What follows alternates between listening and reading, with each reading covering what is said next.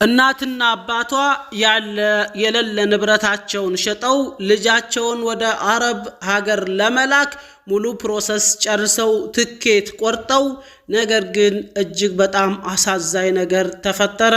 የሚልካት ደላላ አብረሺ ካላደርሽ አብረን ዝሙት ካልሰራን ፈጽሞ መሄድ አችም ብሎ ያስቀራታል። በረራዋም ይሰረዛል። እዚህ መሃል ግን አንድ አሳዛኝ ነገር ተፈጥሯል። ሙሉ መረጃውን ይየዋለሁ። ሌላኛው ደግሞ እጅግ አነጋጋሪው መረጃ እቺ የምታዋት ልጅ አካል ጉዳተኛ ናት። ጎረቤቷ ይደፍራታል። ጎረቤቷ ከደፈራት በኋላ እጅግ ሰው ያልጠበቀው ክስተት ይፈጠራል። ያንንም ሙሉ መረጃ የላየላችሁ መጥቻለሁ። እንዲሁም ያ ሰውዬ በሕግ ቁጥጥር ስር ውሏል። አነጋጋሪ ፍርድም ተፈርዶበታል። ያ ፍርድ ለመሆኑ ምን ተፈረደበት የሚለውን አብረን የምናይ ይሆናል። አሰላሙ አለይኩም ወራህመቱላሂ ወበረካቱ። ውዴት ከበራችሁ ክብራትና ክብራን ውድ ቤተሰቦች ሁላችሁንም ሰላም ብያለሁ። በዚህ አጋጣሚ ከነዚህ ሁለት መረጃዎችን ከመንገሬ በፊት አንድ ጥያቄ ልጠይቃችሁ። ይህ ክስተት በርካታ እህቶቻችን ላይ ሊፈጠር ስለሚችል ማለት ነው። እስኪ በህገወጥም ሆነ በህጋዊ ወደ ውጭ ሀገር ስትሄዱ አብረን ካላደርን ካልደፈርኳችሁ ወይም ክብረ ንጽህናችሁን ካልሰጣችሁኝ መሄድ አትችሉም ብሎ ወዳችሁም ሆነ አስገድዷችሁ የተደፈራችሁ ወይም ደግሞ ተጠይቃችሁ ያው ባልሆነ አላህ ብቻ ረድቷችሁ ይወጣችሁ አላችሁ። እስኪ ማለት በቃ ደላሎቹ ይጠይቃሉ።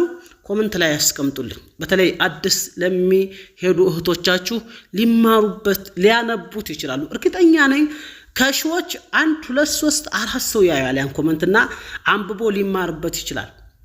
በሰዓቱ እንደዚህ ተቸግራችሁ እህቶች አላችሁ ካልሰጣችሁን ብሎ ኮሜንት ላይ ብታስቀምጡልኝ በጣም ደስ ይላል ማለት ነው። በተለይ ደላሎችና ፖሊሶች ሹፌሮች ይባላሉ። በቃ ዳቦን ማስያዣ ዋስትና ያደርጉታልና ያስቸገሯችኋል ወይ በየመንም ሄዳችሁ በህጋዊ መንገድም በአውሮፕላን ብቻ የትም ቦታ ላይ ይሁን ጠይቀዋችኋል ወይ ላችሁ ወዳለሁ እና ለማንኛውም ፈቃደኛ ሆናችሁ ኮሜንት ላይ እንድታስቀምጡልኝ ያልኩ ይጠይቃችኋለሁ። በተረፈ ሁለቱም መረጃ በቀጥታ አነብላችኋለሁ። ላይክ ሼር እና ሰብስክራይብ ማድረግ እንዳትረሱ። በርካቶች ጋር ቢደርስ በርካቶች ይማሩበታል ብዬ ስለማምን በዋትስአፕ ቴሌግራም በፈለጋችሁበት ይሄን ቪዲዮ ለሌሎች አጋሯቸው እያልኩኝ ወደ መረጃዎች እመጣለሁኝ። መልካም ቆይታ አብራችሁ ይቆዩ። ሰቦቼ ይችሊናት እንግዲህ ቲክቶክ ላይ ቪዲዮዋ በጣም ቫይራል ሆኗል። እጅግ በጣም በርካቶች እየተነጋገሩበት ያለ ነው። ምክንያቱም ብዙ እህቶቻችንን ያጋጠማቸው ጉዳይ ስለሆነ ማለት ነው። ይቸታችን ቲክቶክ ላይ ለበረራ ብር ከፍዬ ደላላው አብረን ካላደርን ብሎ አስቀረኝ። አባቴ የሚያርስ በሬ ሽጦ ነው ብሩን የሰጠው ትላለች ማለት ነው።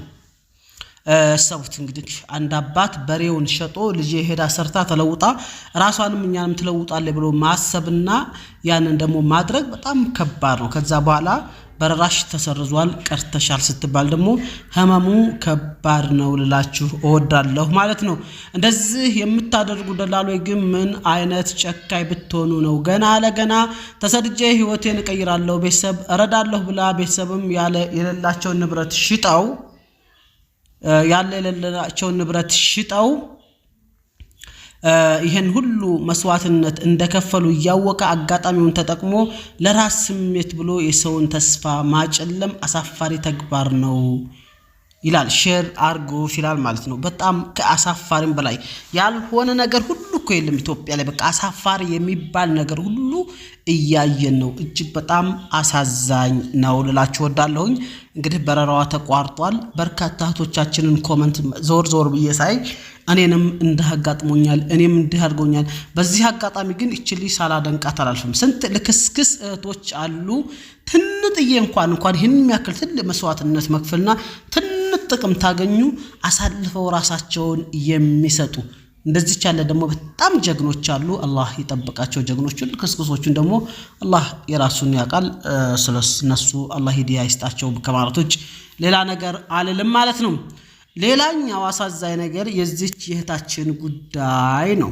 እህታችን አካል ጉዳተኛ ናት። መስማት ምንም ነገር አትችልም። ከዛ ግን ተደፈረች። የ4 ወር እርጉዝ ሆናለች አሁን ማለት ነው። ለእህታችን ድምጽ እንሆናት። የአንዳንድ ሰው ጭካኔ ለመናገር ራሱ ይከብዳል። መክያ ሾጌ ትባላለች። የ14 ዓመት ታዳጊ ናት። በአዳማ ከተማ ኬላ ሰፈር ነዋሪ ናት። መክያ በተፈጥሮ መናገርም ሆነ መስማት የማትችል አካል ጉዳተኛ ናት ይላል። መክያ አንድ እህትና አንድ ወንድም ያላት ሲሆን ሁለቱም እንደሷ መስማትም ሆነ መናገር አይችሉም ይላል። እዛው አካባቢ የሚኖር ሰውዬ ይህን አካል ጉዳተኝነቷን ተጠቅሞ ብዙ ጊዜ እንደደፈራት ተናግራለች። መክያ የሚያሳዝን ሁኔታ አሁን ላይ የ4 ወር እርጉዝ መሆኗን በሕክምና ተረጋግጧል ይላል ማለት ነው። ግለሰቡ በሕግ ቁጥጥር ስር እንዳልዋለና ከዛም አልፎ ከከሰሳችሁኝ እገላችኋለሁ እያለ እየዛተ ይገኛል ይላል ማለት ነው። ከዛ በኋላ ግን በሕግ ቁጥጥር ስር ውሎ ፍርድ ተፈርዶበታል። ላችሁዳለው ፍርዱንም አብረን የምናይ ይሆናል። ይሄ ቪዲዮ እስኪ ለበርካቶች አጋሩት። ምክንያቱም ብዙዎቻችሁን ያጋጠማችሁ እንደሆነ አልጠራጠርም። ኮሜንታችሁንም ስለማየው ሼር አድርጉት ላችሁዳለሁ። ወደ ቀጣይ መረጃ እንለፍ። እናም አላችሁ ሰውዬው የአካል ጉዳተኛ መሆኗን ከተመልክቶ የደፈራ ግለሰብ ከ2 ወር ቆይታ በኋላ ተገይቶ የ15 ፍርድ ተወስኖበታል። ከ2 ወር በኋላ በደፈራት 2 ወር በኋላ ጠፍቶ ቆይቶ አሁን የ15 ዓመት እስራት ተፈርዶበታል። ይሄም በርካቶችን እያነጋገረ ያለ ነው። ምክንያቱም ይህ ሰው መቀጣት ያለበት በሞት እንደነበረ ብዙዎች ወግተዋል ማለት ነው። እኔም ራሴ የምገድፈው በሞት እንዲቀጣ ነው። አንዲት አካለ ጎደሎን ገና የ14 ዓመት ልጅ ያለች፣ በእርግጥ በሴት እድሜ ደርሳለች፣ ግን አካል ጉዳተኛ ናት። እንዴት አድርጎ ደፈራት? በጣም አያታሳዝነውም? ጭካኔ ያልተሞላበትም? በርካቶች የተከራከሩበት ሐሳብ ነው። አላህ Subhanahu Wa Ta'ala መልካም ያድርጋት እላችኋለሁ። እንግዲህ አላህ ይጠብቃት። ነፍሰ ጡር ናት። መናገር አትችልም፣ ምንም ነገር መስማት አትችልም። ያው የሆነው ሆኗል እላችሁ እወዳለሁኝ። እንደዚህ ያጋጠማችሁ ቶይ ካላችሁ ወይ ወንድሞች ኮሜንት አስቀምጡልኝ ልላችሁ እወዳለሁ። ጀማል ኤምቢዲን ሰብስክራይብ አድርጉት። በጣም ሰብስክራይብ ይፈልጋል። ሰብስክራይብ አድርጉት። አዲሷን ቻናሌንም ኮሜንት ላይ አስቀምጥላችኋለሁ። እሷንም ሰብስክራይብ አድርጓትላችሁ እያልኩኝ ሰላም አለይኩም ወራህመቱላሂ ወበረካቱ። ኢትዮጵያ ንግድ ባንክ የበጀት ዓመቱ መዝጊያን በማስመልከት ሰኔ 23 የሥራ ሰዓት ማሻሻያ ማድረጉን አስታወቀ። አዲስ አበባ ኢትዮጵያ ንግድ ባንክ የበጀት ዓመቱ መዝጊያ በማስመልከት የሚመጣው ማክሰኞ ሰኔ 23 ቀን ጁን 30 ሁሉም ቅርንጫፍ ላይ የሥራ ሰዓት ማሻሻያ ማድረጉን ገለጸ ይላል።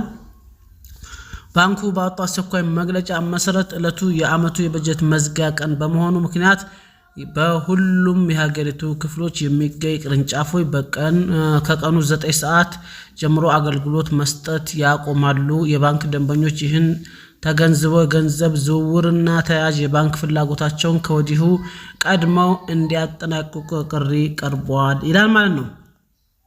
በሌላ በኩል በአካል ቅርንጫፍ በመሄድ የሚሰጡት አገልግሎት ከ9 ሰዓት በኋላ ቢቋረጥም በዕለቱ ማንኛውም የባንክ የዲጂታል ክፍያ አማራጭ በሞባይል ባንኪንግ፣ በሲቢሲ ብር እና በኤቲኤም ያለምንም መቆራረጥ መደበኛ አገልግሎታቸውን እንደሚቀጥሉ ባንኩ አረጋግጧል ይላል። እንዲህ ያለ አንዳንድ መረጃ ቃል ላድርግላችሁ ብዬ ነው። ውድ ቤተሰቦቼ ላይክ ሼር